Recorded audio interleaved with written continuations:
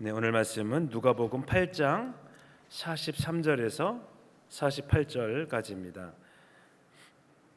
오늘 말씀은 누가복음 8장 43절에서 48절까지입니다.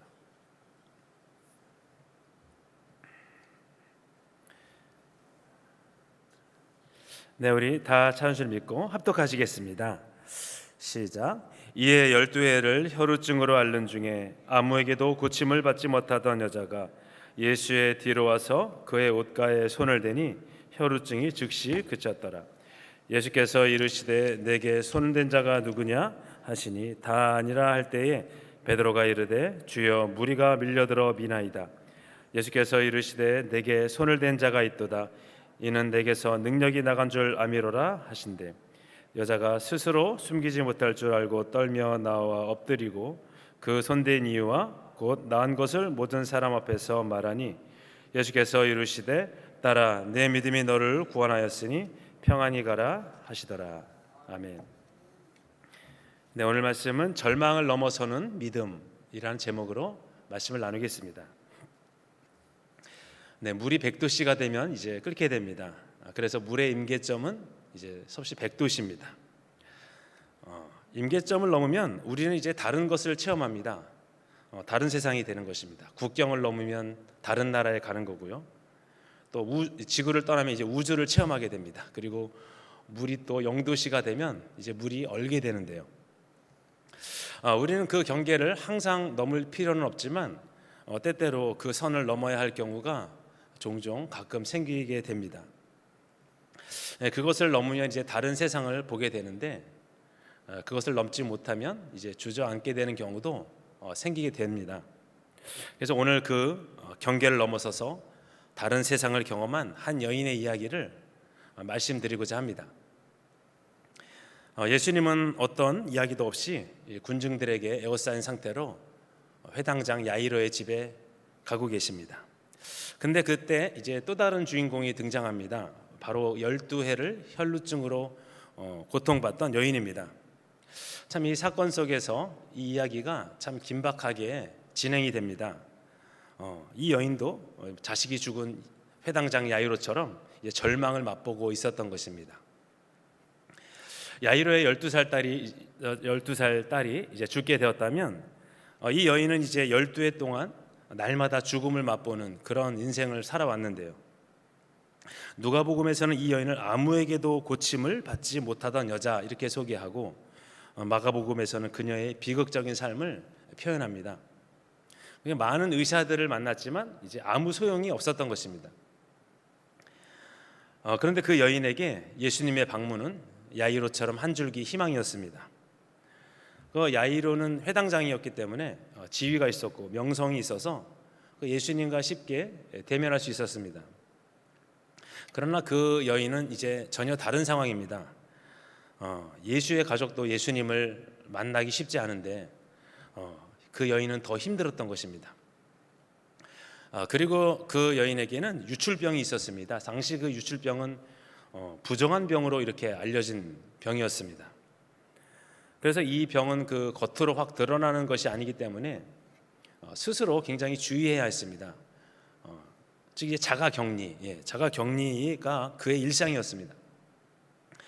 그런데 이번만큼은 참 방도가 없었습니다. 내가 예수를 만지기만 해도 낫겠다 이런 믿음이 생겼습니다. 자신이 만지는 자가 다 부정해지는 것도 뒤로 한 채 율법은 이미 그녀의 마음속에 없었던 것입니다. 오히려 내가 이제 낫고 정결해지리라 이것을 생각하고 있었습니다. 자, 이제 그녀의 마음속에는 이제 예수를 어떻게 접촉할까 그 생각을 한 것입니다. 그녀의 과감한 도전이 이제 시작되는데요. 그분의 옷자락이라도 만지겠다는 그 도전이 이제 시작됩니다. 최대한 자신을 알아보는 사람이 없어야겠죠. 그러니까 예수의 뒤를 따라다니다가 이제 예수님 옷자락을 만질 생각이었습니다. 예수님을 비롯한 모든 사람들이 그 야이로의 회당장에 시선이 가 있을 동안에 그녀만큼은 예수님의 시선이 되는 것입니다. 그리고 드디어 예수님의 뒤로 가서 예수님의 옷자락에 손을 대죠. 근데 놀랍게도 여인의 믿음대로 된 것입니다. 몸에 즉각적인 반응이 왔습니다. 12해 동안 부정한 유출이 계속됐는데 자기의 유출이 멈춘 것을 깨달은 것입니다. 그래서 이 여인의 계획이 성공한 것입니다.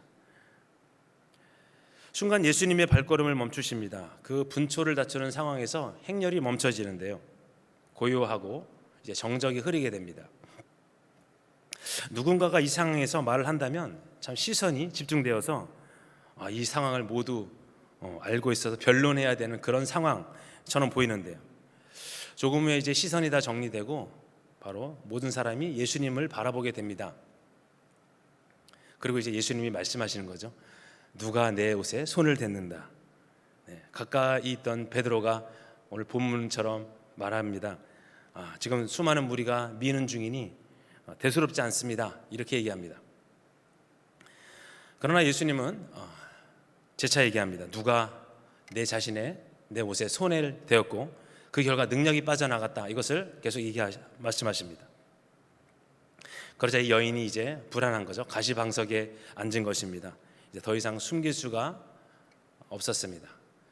두려움을 가득 안고 예수님 앞에 나가 넙적 엎드립니다. 이제 이야기가 이 여인에게 집중되는데요. 예수와 그 당사자 여인을 제외하고는 모두 다 어리둥절했습니다. 그리고 이제 여인이 자초지정을 설명하는 것입니다. 자신의 손댄 이유와 결과를 이제 이야기하는데요. 무리가 어안이 벙벙합니다. 부정한 여인이 율법을 어기고 은밀히 인파 사이에 파고들었다. 이것도 큰 죄인데 거기다가 더욱이 예수님을 만졌다면 무례하고 무모한 행동인 것입니다. 근데 바로 그때 예수님이 두려움을 떨고 있는 그 여인에게 말합니다. 따라 네 믿음이 너를 구원하였으니 평안히 가라. 예수와 그 여인이 이제부터 새로운 관계가 이제 시작되는 것입니다. 그의 죄가 가리워지고 그의 병도 낫고 또 마음속의 아픔도 육체의 가시도 영의 구원도 받는 놀라운 기적의 사건이 이제 벌어졌습니다. 새로운 역사가 시작되었는데요. 오늘 어려움이 덕쳐와도 다시 일어설 수 있는 것은 사실 사람의 힘이 아니라 믿음에 근거한 말씀에 근거한 믿음이라고 성경은 말씀하고 있습니다. 그 믿음은 보이지 않지만 강력한 힘을 이제 발휘합니다. 오늘 그 믿음으로 병이 고쳐지는 장면을 보시게 되는데요. 오늘 여인에게 예수님은 따라 네 믿음이 너를 구원하였으니 평안히 가라 이렇게 말씀합니다. 그래서 믿음은 우리를 구원으로도 인도합니다. 그러니 우리가 영육 간의 강건함은 믿음으로만이 가능하다는 것입니다. 물론 의술, 상담, 그리고 치유 기법 등을 통해서 우리가 회복이 되지만 믿음은 그 이상의 능력으로 하나님을 힘을 불러들이는 거죠. 상상을 넘는 일로 나타난다는 것입니다. 그러니 그 믿음은 절망을 희망으로, 슬픔을 기쁨으로 바꾸는 일로 우리를 맞이하게 됩니다. 바로 산을 넘기 위해서는 힘이 필요하듯이 우여곡절을 넘고 이를 해결하기 위해서는 믿음을 가지고 혈루병의 여인처럼 넘는 것입니다. 절망을 넘어서게 하는 믿음은 바라는 것들의 실상이 됩니다. 그래서 실상으로 이제 나타나게 되는데요. 간절히 원하고 찾는 것은 이제 보이지 않지만 보이는 것처럼 나의 마음을 고정시키는 것입니다. 마치 절대절명의 야곱처럼, 그리고 오늘 본문에 보신 혈루병의 여인처럼, 그리고 히스기야처럼 하나님께 모든 것을 이제 맡기는 것입니다. 그리고 절망을 지나 희망의 시간을 바라보는 것입니다. 그런데 어려움 가운데 믿음의 산을 넘지 못하고 곁길로 가는 경우가 많습니다. 혈루병이라는 그 고쳐지지 않는 질병 앞에서 우울해하지 않고 예수님을 붙들었던 그 여인의 마음은 참으로 용감하고 귀한 믿음이었습니다. 그래서 2000년이 지난 지금 이 성경에서 그 여인을 말하고 있습니다. 그래서 우리는 절망을 넘어서는 그 믿음을 소유해야 할 필요가 있습니다. 하나님은 이러한 믿음을 기뻐하십니다. 마태복음 21장 22절입니다. 너희가 기도할 때에 무엇이든지 믿고 구하는 것은 다 받으리라. 믿고 구하는 것입니다. 고린도전서 16장 13절입니다. 깨어 믿음에 굳게 서서 남자답게 강건하라. 믿음으로 굳게 서는 것이고요. 갈라디아서 5장 6절 입니다. 그리스도 안에서는 할례나 무할례가 효력이 없으니 사랑으로 역사하는 믿음뿐이라. 아멘. 오직 믿음입니다. 절망으로 희망으로, 절망에서 희망으로 가는 그 길목에 믿음이 존재합니다. 믿음을 딛고 희망의 나라로 가야 합니다. 불치병도 어려움도 믿음 앞에서 오늘 무릎을 꿇었습니다. 오늘 혈우병의 여인은 말할 수 없는 기쁨으로 나머지 생을 주님과 함께 동행했을 텐데요. 자, 믿음의 결과입니다. 예수님을 의지한 결과입니다. 야고보서 5장 15절입니다. 믿음의 기도는 병든 자를 구원하리니 주께서 그를 일으키시리라. 혹시 죄를 범하였을지라도 사하심을 받으리라. 믿음의 임계점을 넘으면 이제 하나님의 응답을 주신다고 이렇게 말씀합니다. 그 믿음은 하나님이 일하시는 믿음입니다. 어쩌면 죽음을 뒤로 한 채 체면을 뒤로 하고 욕먹을 것을 뒤로 하고 달려간 그 여인이 오늘 하나님의 마음을 움직였습니다. 그래서 믿음 앞에서는 하나님도 마음이 약해지는 것입니다. 하나님이 그 믿음 앞에 이제 움직이게 되는 것입니다. 그 사람이 외형이나 어떤 형편을 보는 분이 아니라 바로 그 믿음만을 보시는 하나님의 마음이 이 시간 기적의 현장으로 나타난 것입니다. 어쩌면 우리의 삶은 믿음을 성장시키며 하루하루 살아나가는 삶입니다. 강한 믿음은 큰 일을 이루게 되는데요.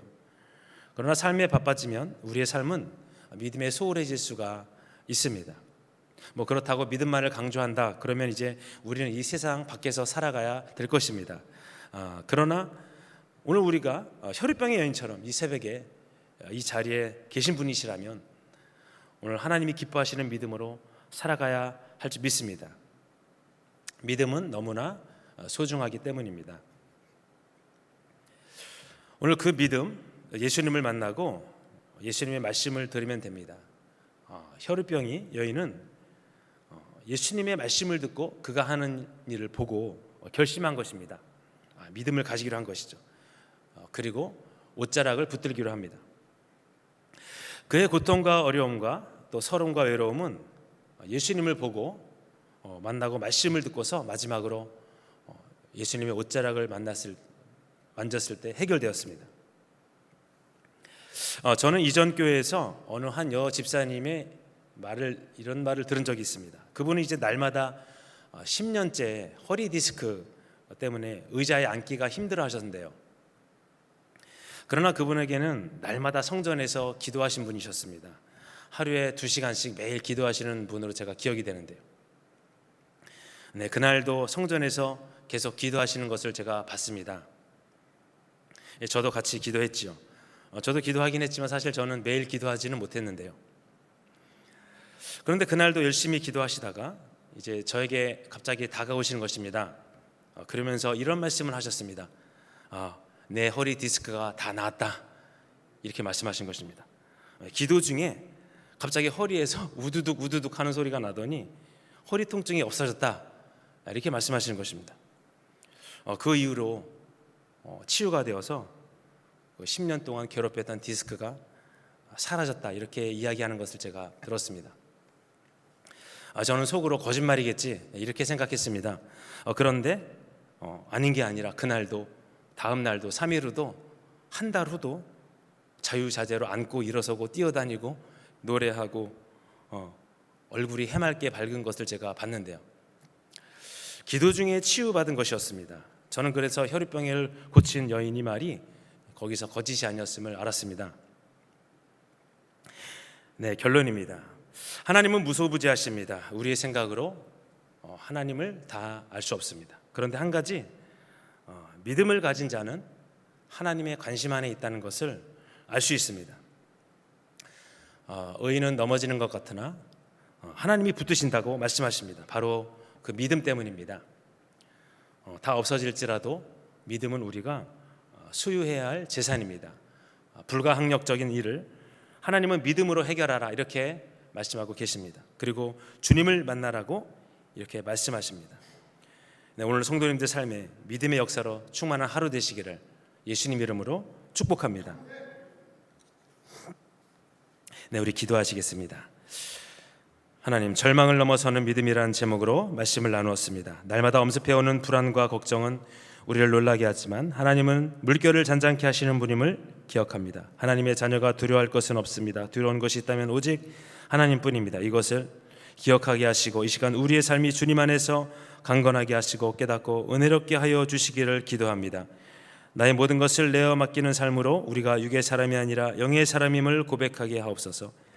귀한 헌물 드린 손길 위에 한량없는 은혜를 더하여 주시고 그 가정과 하시는 일 위에 하나님의 손길이 가득하게 하시고 책임져 주옵소서.